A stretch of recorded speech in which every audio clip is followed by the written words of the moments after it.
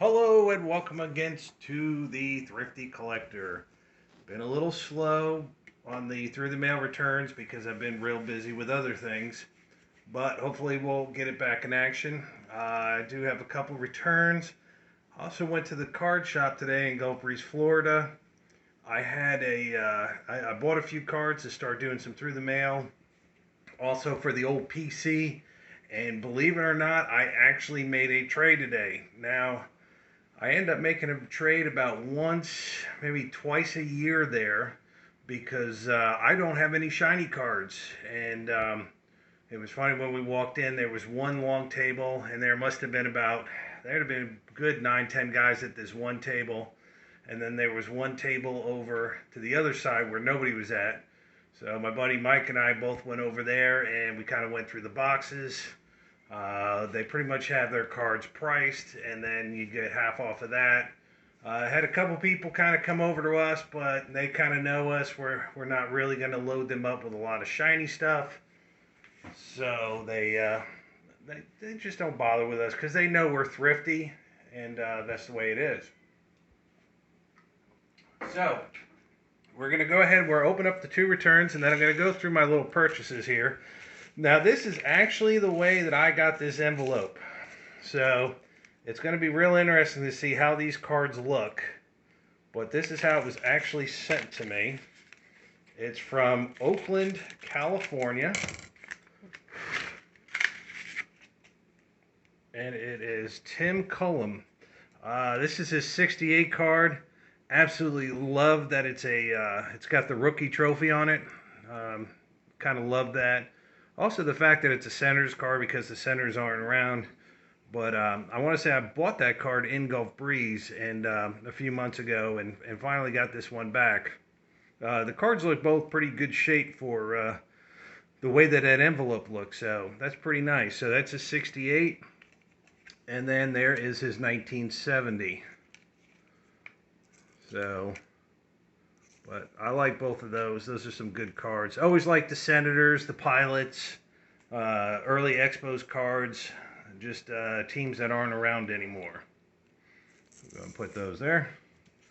The next envelope we have, I believe this looks like a basketball tall boy from Fort Myers, Florida. And they are. These were signed by Walt Wesley. So with the Chicago Bulls. You can hear my cat in the background. He's not happy. But anyway, these are the 69 cards. I had a bunch of these and decided to go ahead and finish out sending them. Walt was a center at 6'11", so pretty tall. And probably when I think I pretty much have gotten these all back, I think I'll just go ahead and do a run and show all the ones that I have signed. I do have the Kareem Abdul-Jabbar one signed, but that's Walt Wesley. You can kind of see it. It must have been ink day because Tim Cullum, he signed his in black ink and Walt signed these in blue ink. Now I'll go over these real quick. These are the ones that I purchased. That's Bernie Allen with the Washington Senators. 1970 card, real nice card. I really liked it, so I went ahead and picked that one up. Right there. Send that out, get them signed. So they had $4, it actually cost me $2. Here's a 1972 Rookie Stars Astros, J.R. Richard.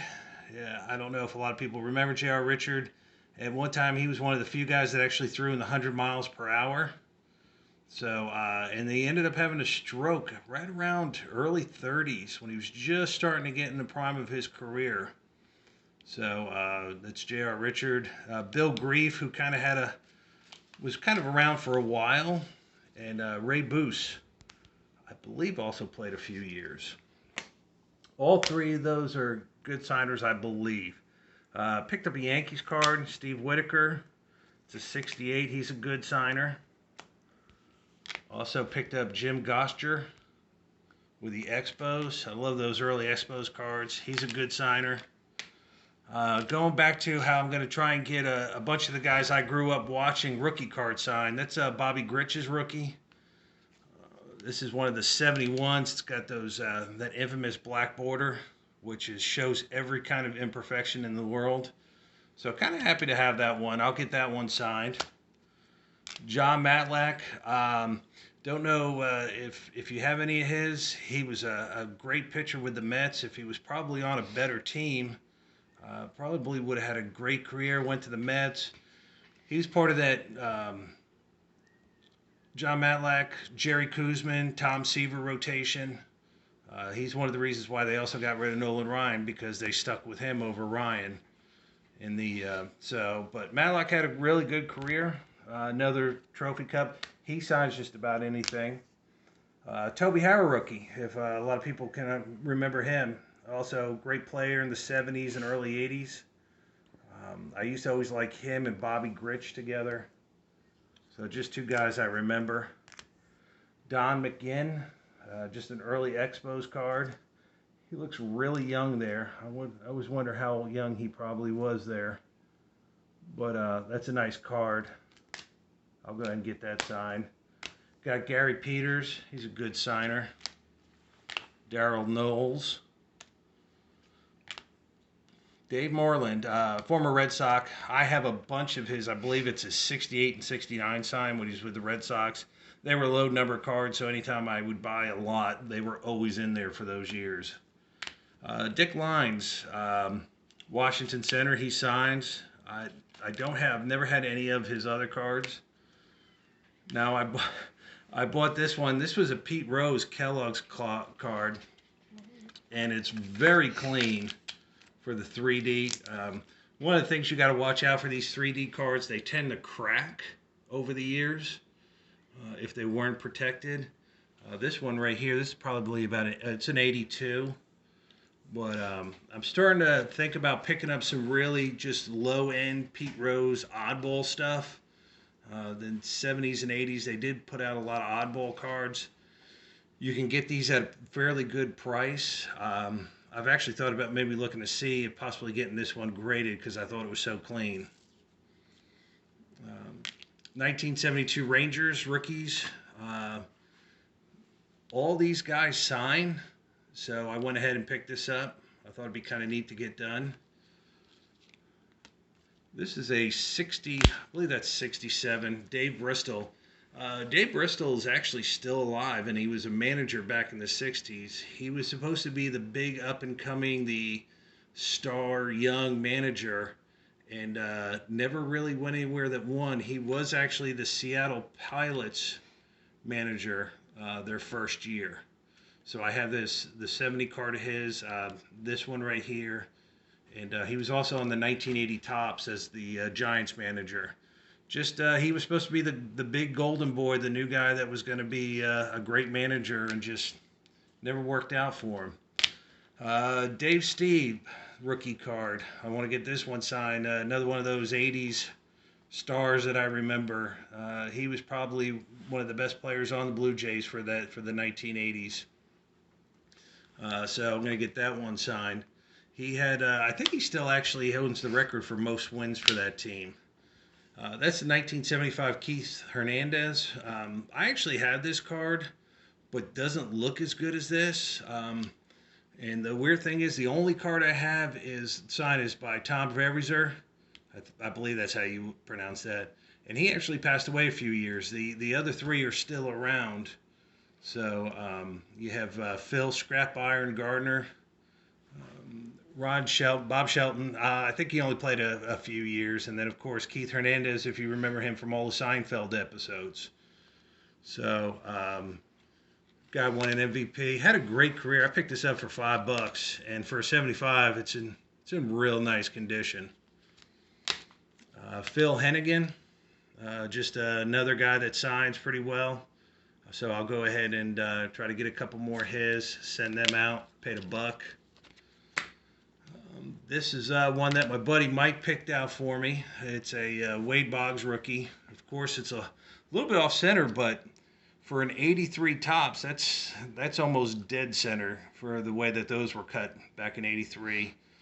Real nice. Boggs, I believe, is still signing for about $10-20 a card. He was a great signer till people would send him 20 cards and $3. And then he got kind of tired of people taking advantage of him, which I don't blame him. So I'll go ahead and get this one signed. Growing up in Massachusetts, Boggs was just an amazing hitter throughout his career. Got a Seattle Pilots card, Wayne Comer.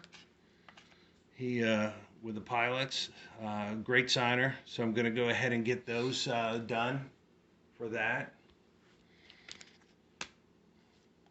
A 1985 Roger Clemens, and I really believe that's in fantastic condition right there. So I really like that one. They had probably about 4 of them, and that was the best one. I think I paid $7.50 for it. So if you can pick up a good, clean Roger Clemens for it, that's good. And then I also paid $5 for this BCCG Ricky Henderson. They're selling for about 30 bucks. This whole craze of people buying cards, anything and everything is nuts. Even BCCG 10s are getting the money now. Who'd ever think about that? So, yeah, pay $5. I had to actually ask them for the protective sleeve, I guess you would call it. The protective sleeve, and because they just had them thrown in there with a bunch of other ones. Now, the trade I made today, I traded a guy, just traded him a few cards, just ones I've been wanting to pretty much get rid of that meant nothing to me. So I picked up a Panini Bruce Sutter auto. It's not numbered, but just nice having a Bruce Sutter auto. And then he also had a Robin Roberts auto. And believe it or not, I did not have a Robin Roberts auto. So it was kind of nice to pick that up. I traded him like a Al Kaline Topps commemorative patch, a 1970 Greg Nettles with that was like a PSA 6 or a 5. I believe it was a 5. Some 1994 Mario Romero Fleer Ultra cards, 1994.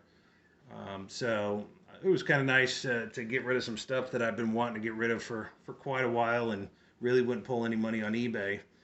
So and I love the Paninis. A lot of people say, well, they don't have the hat with the, you know, this Bruce Sutter didn't have the C for Cubs or St. Louis for the Cardinals. I could really care less. The fact that it's an on-card auto is more important to me. I'd rather have that than have them have the St. Louis Cardinals icon or whatever, and it be on some cheap return label that some guy signed and they peeled and stick on a card. So I like that. And the Robin Roberts, like I said, I don't have one, so I was happy to pick that one up. Now, I did also, and I was trying to find them. I have them somewhere. I don't know where I put them. I did pick up for a guy that sells on eBay, I picked up a Brandon Marshall Bowman Chrome rookie auto and a Topps alumni Brooks Robinson auto. Both of those are autos, and the Brooks Robinson had that little like business card certificate authenticity thing, but I know nobody would fake those. But I got both of those for $11. Brandon Marshall, I think, is a guy that eventually will make it in the Hall of Fame. He had about 6-7 solid seasons. And, of course, Brooks Robinson is in the Hall of Fame. And but the fact that the people at that show or that trade day were more worried about a guy that's never played in the big leagues, and I picked up a Brooks Robinson auto on card for $5.50 just absolutely boggles my mind. Next time I'm on, I'm going to go over the Stone Cold Steve Austin. If you've heard about the 1995 WCW main event cards, about 3 months ago, you couldn't sell those for $5. I found 100 of them, give or take 1 or 2. Sold them on average for about $30 each. Was very happy with that because now people are going crazy for those because some guy on YouTube said that was his rookie card. I'll actually put that card, I'll show you that card, and I'll show you the 91 that's his real card that's very rare and very hard to find. It's chromey. It was from Venezuela or Argentina, believe it or not. It was some kind of kid game. So I'll show you both of those. So if you're going to buy up those 95 Steve Austins, there's It's like buying 89 score. There's just hundreds of thousands of them out there. They're not rare at all. And now that I consider it, because I've sold pretty much all of mine, but about 10. So we'll do that probably in a day or two, and hope Tom Brady wins the Super Bowl. Get number 7, ring number 7. Maybe by the time he retires, he'll have a ring on every finger. And everybody, stay thrifty.